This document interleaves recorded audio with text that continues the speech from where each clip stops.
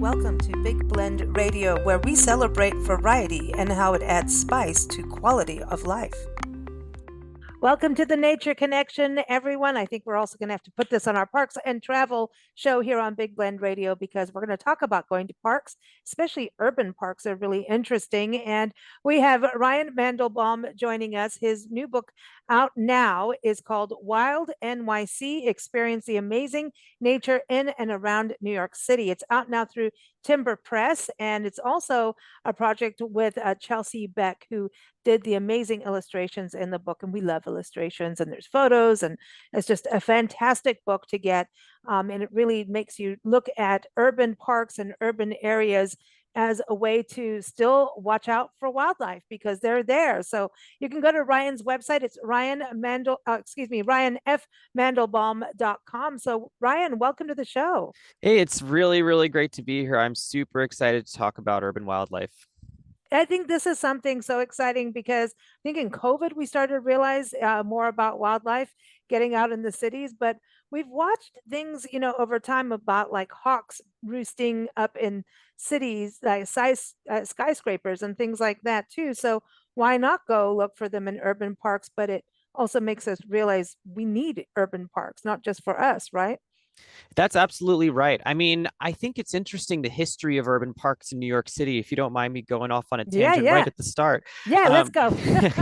so here in New York City, it was an incredibly biodiverse place, when the indigenous people lived here prior to when the 1500s, 1600s.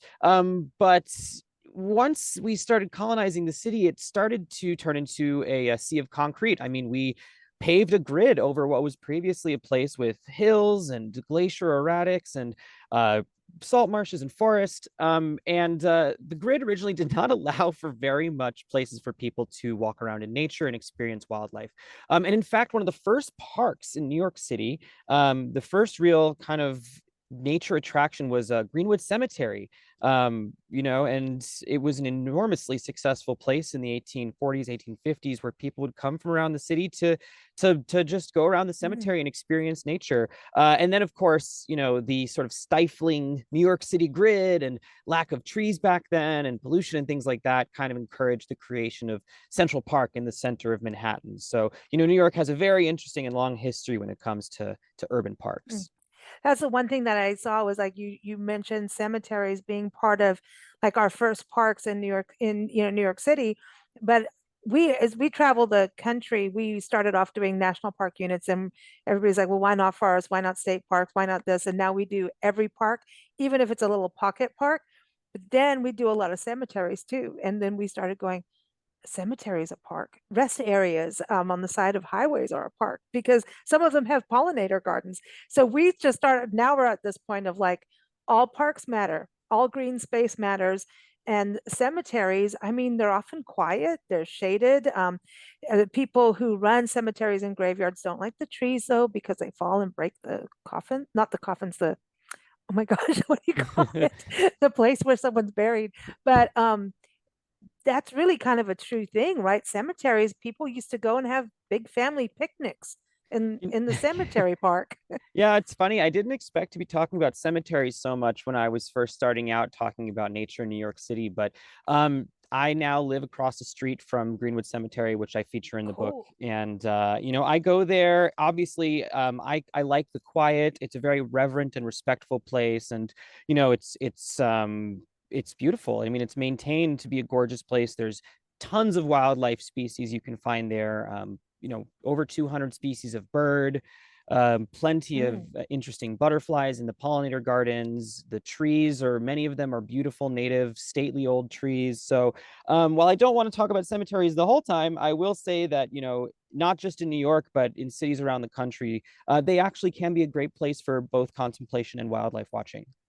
And they often need funding. So it's also to look at taking those under the wing of preserving history and nature at the same time, and people's family history, So that's an interesting part of it. Now, I did read at one point that squirrels wasn't New York City like part of bringing squirrels back into parks? Like, didn't we introduce squirrels back in because they got kind of killed off like a long time ago? I don't. know Well, how I'm true all that is, but well, I'm not sure about that specific story. If it's true, it's not in the book. But what is true is that squirrels are definitely wildlife that we see a lot more now.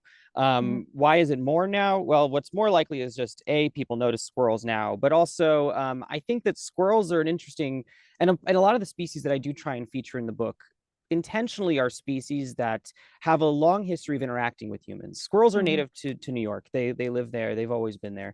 But they are one of the few mammals that you are encountering regularly that's a wild mammal that is native. So, of mhm. course, we encounter rats, cats, dogs, other humans. But squirrels are kind of really one of the first connections to native wildlife that New Yorkers experience.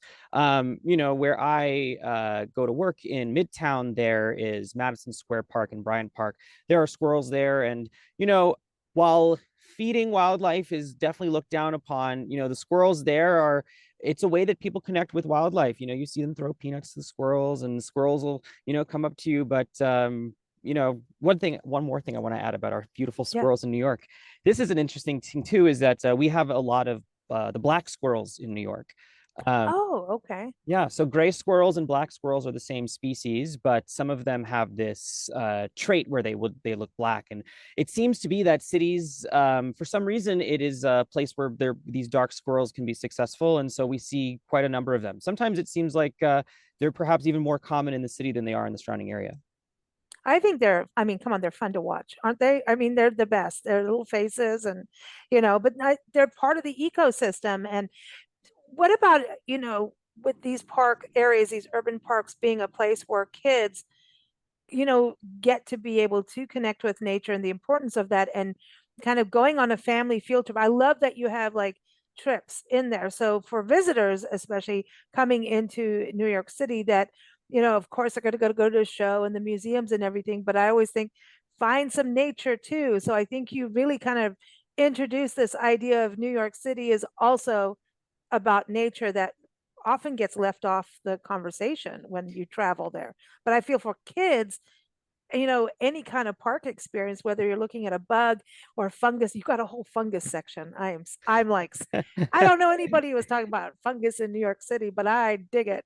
you know, Kids love that stuff. And I mean, I feel like I'm a Yeah. kid when it's about that. So, Well, I'm glad you brought that up. I mean, absolutely. To me, it's so important that people learn about nature as early as they can. I honestly feel a little. mm, I mean, I love my parents, so nothing about on them. But I'm a New Yorker. My parents were both Brooklyn born and bred. I was raised just outside the city and moved back into the city pretty quickly. And I didn't really notice a lot of this stuff. And I so wish that my parents definitely took me on some great outdoors excursions, of course, but just the ability to go around and know the animals that I'm looking at, it's a really exciting thing. And I totally want kids to learn early on that New York City is not just a concrete jungle, but it's really this place where where people and animals are all living together, and it is wildlife habitat and something that, we actually do need to mhm. conserve many parts of the city to be places where wildlife lives. I think that's a huge part of it. Now, you're mentioning 200 bird species. So give us like some, because I love this. You have all these different kinds of species, whether it's the fungus, all of that. But tell us about like what kind of birds are we looking at? Because you've got to have water birds because you have water, right? Um, you know, Songbirds, Sure. New York has, pigeons. yeah, I like pigeons. pigeons. I like pigeons. We'll talk a bit about pigeons in a moment, but the birds, I mean, New York is actually special in this regard as well. So New York sits right in the middle of the Atlantic Flyway, which is a migratory superhighway for birds. So it is actually sort of punches above its weight for bird diversity because it's an important place for migratory birds to stop by. So in the winter, we have enormous tens of thousands of ducks, in flocks along the coast. We also Mm, have ducks that gather in our in the ponds and some of the parks. yeah. In the spring, we have just a beautiful array of colorful migratory songbirds that come through, and you could really see these migratory songbirds all over the city. And any park can be a good place to look for migratory songbirds, warblers and tanagers Mm. and Oh, sparrows. tanagers. Ooh. Yeah. And then in the summer, birds breed here. It's the migration is when the highest amount of bird diversity is present, but in June and July, we have plenty of migratory birds that stick around in the city's green spaces. And, that's also a really interesting time of year because you can go and look for that stuff and see how these birds are interacting with the city and what city life is doing for them and how they're benefiting and how they're being harmed and things like that. Yeah, and um, I think what's also great at the beginning of your book, you talk about, basically the landscape of New York City, and you've got all these different topographies, that come together. Whereas you may just think, oh, it's a bunch of skyscrapers and someone put a big lawn in and some trees, but that's that's not what it is. I know, but that's the, kind of, you think of a city, you think of that, but this is really quite interesting about because you still have that intracoastal element, Oh, which we may forget absolutely. about.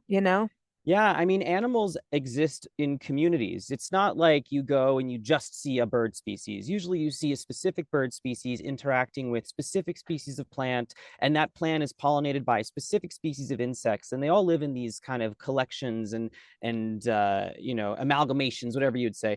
And so those then become habitats. So I really tried to get it so that people can walk around the city and not just understand what they're looking at, but what else Hmm. might be there if they're looking at it. Even if you don't know where you are in the city, I'd like to think that you could drop me in your average random park and I could look around and say, okay, the trees here are mostly oak trees. It looks like there's a mix of hickory trees as well. So we're probably on top of a hill. The kinds of birds that are here might be red-eyed vireo. Maybe I'll find Hmm. jewelweed in the forest edges here. And, those Ooh. collections are the kind of things that it really tells a story. I love the stories that the city has, and being able to understand it as a collection of habitats kind of brings those stories to life and gives you that setting and the place where all of this amazing magic happens.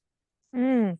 Now, what about going around and doing citizen science, like using iNaturalist apps and CGAP and things like that, or eBird? Do you do any of that?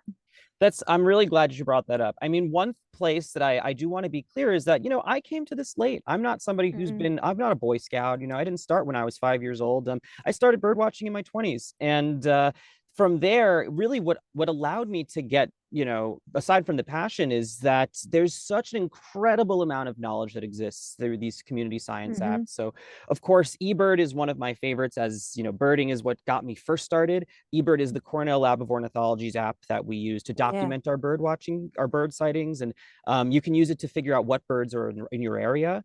Merlin is a fantastic starter app. That one is what you use to help identify the birds by either photo or sound, right? When are Mm-hmm. first getting started. Merlin is another just fantastic resource. And you mentioned iNaturalist and Seek. Those are kind of like Merlin or eBird on steroids. You can just see, document every single thing that you see in the city. And, I definitely have become a little competitive with iNaturalist, and I want to see as many different species as I can in the city. Well, they have those challenges, and then it's like, dude, it's on. Let's go, you know. But it, but Yeah.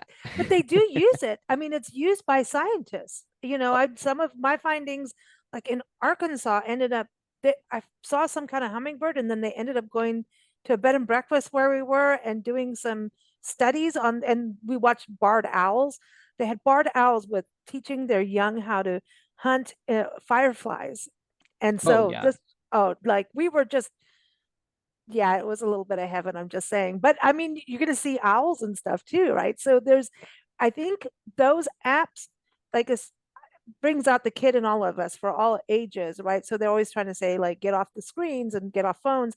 But this is like really utilizing phones and everything that we have in a really cool way. And it gets us looking beyond the obvious, which is what I love about that, right? Yeah. Mm, is yeah, there's what's this plant, and then who eats that, and then you get the web of life, you I'm know? totally there with you, Lisa. I mean, and the thing I'll add is that with all of these apps, like you said, I mean, I've submitted sightings and then have people who are studying these animals reach out to me and say, oh, where did you see this? Like, what was it associating with? iNaturalist is a fabulous app for this reason because scientists are actually using it to do their research, and Mm. it helps them understand where their study species might be living. So, I mean, using it in New York is great because then you have people be like, oh my God, this moth has never been seen in New York State before. Congratulations. And then this is a conversation about New York, but I do just want to say I love a vacation. And when you use some of these applications in like the tropics or in, it can be really amazing to be like the first person who has ever documented this scorpion species since it was Ah, it discovered, is. and those are and you can, but I think what I want to get across with the book is that you can actually have experiences like that in New York City. I mean, there are Yeah. mushrooms that have not been seen by, mushrooms that live in like Tibet and Siberia, and for some reason now there's one in New York and no one knows why. And iNaturalist is kind of like the place where you'd be able to understand all that. But I love that you're going into the different species because it just makes us really, I think you have like what, 200 species listed in the book, something like that. Like 140, yeah. Yeah, how do you not like want to just, put everybody in there? But yeah, it's the 200 birds, that's right. Yeah, but I mean, it's pretty mind-blowing when you think of a city having that much and then making you really look, I mean, in different places and be more observant, and then you start to care more. I know you lead birding walks, right? So when you take people out on these birding walks, are they starting to see other things like the plants and the fungus and and start to realize that cycle as well? Absolutely. I was, in fact, I lead approximately, 2 to 3 birding tours a month, and sometimes Nice. more in the spring and in the fall. And always on my walks, I point out if we can identify the insects, if the trees are important. I was on a birding walk. May is supposed to be the time where we see the most birds, but of course there are days you go out and you just don't see anything, and you've got 15 Mm. people and we're all trying to find stuff, and we found a dog vomit slime mold. And so Oh, that's that's so cool. yeah, Icky, but it is cool. it's so cool, and it's featured in the book because it's so cool. It's this thing, it's like it is almost like these are sentient slimes, like they're so weird. And we were just everybody agreed like that it was incredible. The dog vomit slime mold was the best thing we saw. We were so excited. And I think that I want, birders might not want to buy a nature guide. We have tons of nature guides, but I want people to see this one and say, you could look at a lot of things the same way you look at birds. Why not keep a list of mushrooms you've seen, or insects or mammals? There's it's just They're such all incredible connected. biodiversity, and it's all That's what connected. I like about your book is that it's really giving us an idea of like, wow, okay, I never even thought of that. Like the dog slime. I've seen there are some very weird names on fungus too. I'm just saying, if you want to, that's the adult version of this podcast. But there's some interesting things in there, and I always go like, who made these names up for certain plants and stuff like that? But I think it's important to show the diversity of all kinds of things. Bugs to fungus to birds, fish, all those kinds of things need to be there so people realize what a city can actually have. And then maybe that helps protect the green spaces, right? For Yeah, absolutely. I mean, I think that if somebody were just walking through the city and they'd say all that lives here is rats and pigeons, then you would be totally fine just throwing your trash on the ground. It doesn't Mhm. matter. Why not poison the rats? But if you realize that, the rat poison might get into the water supply and then end up killing fish that live in the water, or a red-tailed Mm, hawk might eat that rat and get poisoned. I mean, there's just the interconnectedness is super important.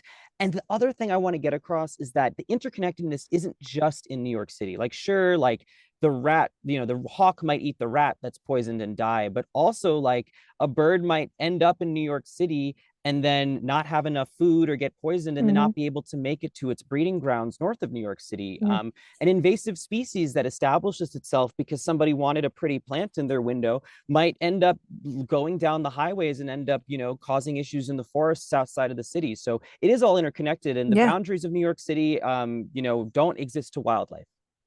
that's really because you're also like a port, you know, Hmm. got to think about that. And, port cities always bring, like right now, we are in Florida right now, and there's parrots, conures, and they don't come from here, and we know about the pythons in the Everglades, we know that they don't belong here, but even the pet industry does a lot of, they have over the years done a lot of harm of bringing invasives in, so I love what you're saying about, having that mindset. Right now it's dark sky week, I believe. So what's it like in New York City in regards to anything to try and kind of keep, I mean, how's everything surviving in regards to noise and sound pollution, do you think? I mean, a couple of things that I definitely call out in the book is that there are threats here. It is not a walk in the park. It's amazing that it's biodiverse, and it's amazing that there's so many different plants and animals that have managed to survive here. Hmm. But as you said, like lights out week. Yes, in fact, there are organizations. New York City Bird Alliance is a great example of this, that are working on passing bills that certain city buildings will turn off their lights to at least, or ordinances that get buildings to turn off their lights, especially during the peak of bird migration. That's the main thing with the lights, right? Okay, Is that cool. birds are sort of entrained in the lights like they would be otherwise. And while it's great to have a lot of migratory birds in the city, the most important thing is that we shepherd their safe passage northwards to where there's a lot of breeding habitat.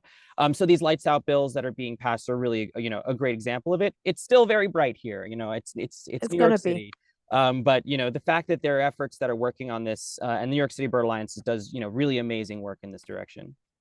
So also with that kind of thing, looking at dark skies and you're protecting these, the sound is something, but don't you also see, and I think this is something when people start to really like get a book like yours and start tapping into this wonderful world of nature that is so there's all these different species and things they never knew about, and then they get hooked into it, they start to like go, okay, we've got to protect this. We may want to like dim our lights and do all these wonderful things, but also be good stewards when they come to New York, not trash and not. So there's a sustainability movement, like you're saying of that, but then they start to like maybe go home and start to see those kinds of things too. But I just love that you've got this whole nature thing going on in a city. But I feel like when you see birds in a city and how they're adaptive, and so there's lessons from when you start to really watch wildlife, there's all these lessons from them. So did you hope for that with your book and leading the birding tours, that people may learn some lessons from watching wildlife, the resiliency and the adaptiveness that nature has, you I know think, yeah. I mean, there's absolutely some lessons I want to learn. I mean, of course, there's the stuff I state explicitly in the book, which is your basic leave no trace, be a responsible hmm steward of nature.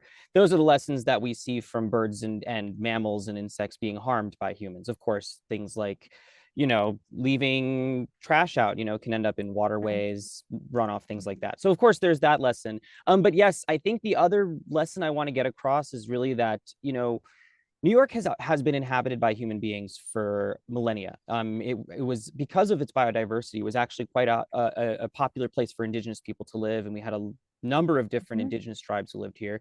And it's going to continue to be a place where a lot of people live here. And so I try not to fall into the trap of being like, there's humans here, so it's not nature, or humans are bad for nature. Because what we are right. is we're part of nature, and we need to remember that and in watching the wildlife both thrive in the city, but also some of it not thrive in the city, you can use those lessons to determine, okay, how do we best live alongside the wildlife? So is it putting up, passing these acts that allow bird safe glass so that birds don't collide with the glass? Or is it, planting native, or Mm-hmm. replacing your lawn with a native flower garden, or with native plants? All Mm-hmm. of there's so many little decisions that we can make as a society that I would like to see people make. Now, of course, there's a lot of laws I would like to see passed as well. I want all of us to be, as a society, working Yeah, together. well, good luck with that right now. Yeah, of course. Well, no comment.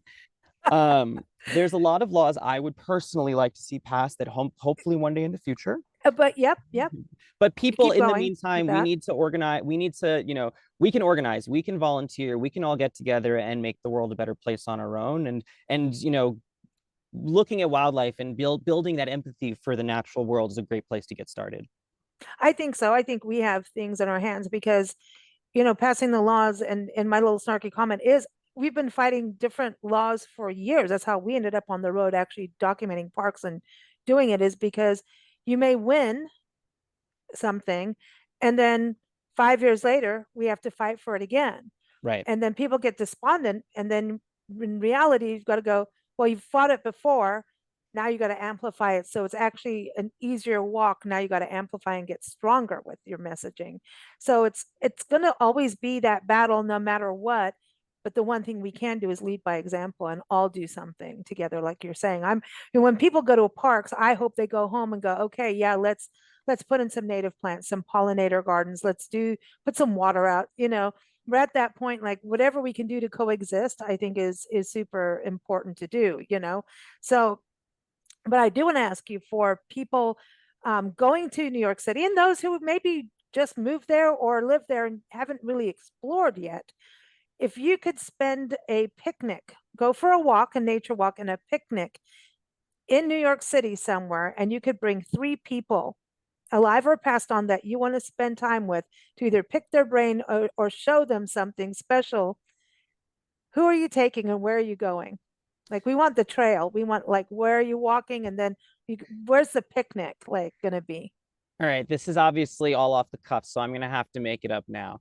Um, Yeah, go for so it. I think that this is I guess this might be fueled by spite and rage. So one of the first places I'd like to go is there's a beautiful converted landfill called Fresh Kills Park in Staten Island. Staten Island is an incredible Mhm. hotbed of biodiversity. And I would like to oh no. Okay. Well, anyway, You I can, want to go there because I love it. okay, we Um, could do two. You can do whatever you want. You wrote a book. I You know. didn't have to edit it. Somebody I else gets to do that. I want to bring Robert Moses, New York City's kind of architect and kind of public enemy number one today. And I just want to show him around. And I want to have some Hmm. choice words with Robert Moses. Robert Moses is famous for building enormous garbage dumps Oh, and wow. he's kind of does both things, right? He transforms the city to be a very modern place. He builds highways, he does all sorts of, of course there's good things he does, but he also, you know, he is passing a lot of laws. He famous for his landfills, and I just want to see I want to give him peace of my mind. So that's one. But then from good ones, Well, wait, okay, now you've just gone over from our nature connection show to the rants, raves, and rock and roll show. So you can have a rant, but you have to balance it with a rave, and then music has to solve it in between. It's the glue. all right. Well, then we'll go to a maybe I'll go to a Grateful Dead concert and I'll relax a little bit after my rant with Robert Moses. So I guess Robert That's funny. Moses, there's plenty of of course, like some of the bird watching pioneers. I'm Mhm. not really a John James Audubon fan, but there's some like more recent birders who are really amazing. Phoebe Snetzinger is a woman who traveled the world and saw like a whole number of species of bird. I just want to, I just like hanging Mm. out with bird watchers. So I'd want to hang out with some really interesting bird watcher who's seen like a ton of birds, Roger Torrey Peterson or some of the folks who were there when, especially folks who saw what it looked like when um, there were fewer birds because of before the Migratory Bird Treaty Act, and seen kind of both the See, conservation work. but that's a really good point that you're saying before the migratory treaty, that act, right? How it helped. And so now you're seeing more. So these laws really are important. Everything's different. So there's places where there's a lot more birds than there were before, and places where there's less birds than there were before. We lost 3 billion Hmm. birds since 1970, but also we have wading Hmm. birds and in numbers much higher than we did prior, and we have more raptors and ducks now than we ever did. So everything is different. And then I don't know, third one, I've always been a big fan of Oscar Wilde, the playwright. I just think he's Hmm. very funny, and I've always wanted to spend an afternoon with him. So I'll just say that because that's always my answer to this question, regardless if it's about nature or the outdoors. Okay, so that's a walk in the park. All right. Okay. Okay, so it's interesting about the architects because like Frederick Olmsted, did the Biltmore in Asheville, North Carolina, and then the Arboretum. They've got a big set. I got into what he did because he said no to things that were not incorporating nature or worked with nature. He was like, as a landscape architect, it is about nature. It's a very I have to do more research on him, but I thought he was kind of like the Frank Lloyd Wright of landscape architecture. Sure. And you One. probably noticed that he gets quite a feature in the book because Olmsted was very important to Olmsted and Vaux were very important to New Mm-hmm. York City's landscape as well. They were, Mm-hmm. kind of the main architects of Prospect Park, of Central Park, and, their vision of kind of a pastoral New England type woodland definitely is, I would even say, more alive today than it was when they were around. And, Wow. I actually would also like Frederick Law Olmsted to be back and look at what, his parks look like now and just hear his opinions on whether he likes it or not, and how it's changed and how it kind of adheres to his vision. Yeah, I think working with nature is the way. But then, no matter what we do, even with parks, we want to save this land. We're still playing God with them. You know what I mean? It's like this is how many species you're allowed or not. It's a very, there's a lot of gray area around it, but we definitely need these, places of land for nature because we're not going to be healthy, and the more we go out and do birding and nature walks and getting connected, the healthier we are as humans, I believe. I'm right there with you. I mean, my mental health is way better on the mornings that I go walk outside. Oh God, yeah. I won't deal with people very well without without nature. It's a good balancer.